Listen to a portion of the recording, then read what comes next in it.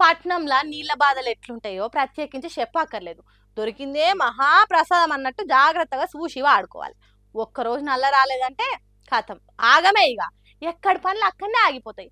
కానీ కొందరు మహానుభావులు తాగేతందుకే నీళ్లు రేవురా దేవుడా అంటే అవితోని బండ్లు కడుగుతుర్రు. ఇన్ని రోజులంటే నడిచింది కానీ ఇప్పుడు అట్లా లేదబ్బా.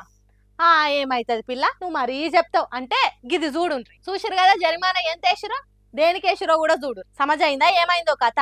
మన జలమండలి ఎండి అశోక్ రెడ్డి బంజారా హిల్స్ రోడ్ పొంటి పోతుంటే రోడ్ నంబర్ 12లా ఒక ఆయన సర్కార్ అందిస్తున్న మంచినీళ్ళ పైప్ తోని కారు కడుక్కుంటా కానొచ్చిండట.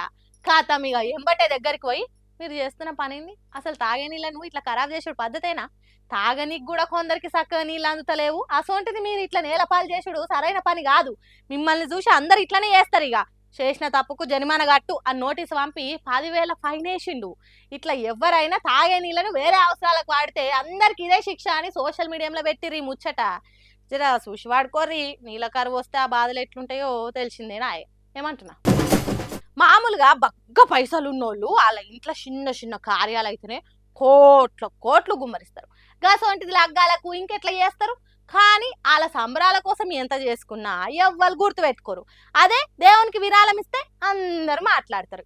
ఇప్పుడు అందరు మాట్లాడుతున్న మాట ముచ్చట కూడా గదే. బిలీనియర్ మంతెన రామలింగరాజు మొన్న బిడ్డ లగ్గము ఉదయపూర్లో మస్తు గట్టిగా చేసిండట. ఈ పెళ్లికి పెద్ద పెద్దోళ్ళు సెలబ్రిటీలు అట్లనే అమెరికా అధ్యక్షుడు ట్రంప్ కొడుకు కూడా వచ్చిండట. ఇక పెళ్లి సంబురాలు జర్రోడ్చినాక బిడ్డ నేత్ర అల్లుడు వంశీ పేరు మీద మన తిరుపతికి 9 కోట్ల విరాళం ఇచ్చిండట. ఈయన ఇప్పుడనే కాదు బాగానే సార్లు ఇచ్చిండట. అంతకుముందు 13 కోట్లు ఇట్లా బాగానే సార్లు ఆ 7 కొండల వాడికి విరాళం ఇస్తూనే ఉంటాడట. ఈ ముచ్చట మన టీటీడీ వాళ్ళు వాంచుకున్నారు. చూసిరా, పైసలు ఎంత సంపాదించడం అన్నది కాదు, మనకి ఇంత కలిగించిన దేవునికి మొక్కులు తీర్చుకుంటే ఆయన ఎప్పటికీ మన ఇంటనే ఉంటాడు అనేదానికి ఇది కూడా ఒక మంచి మార్గమే కదా.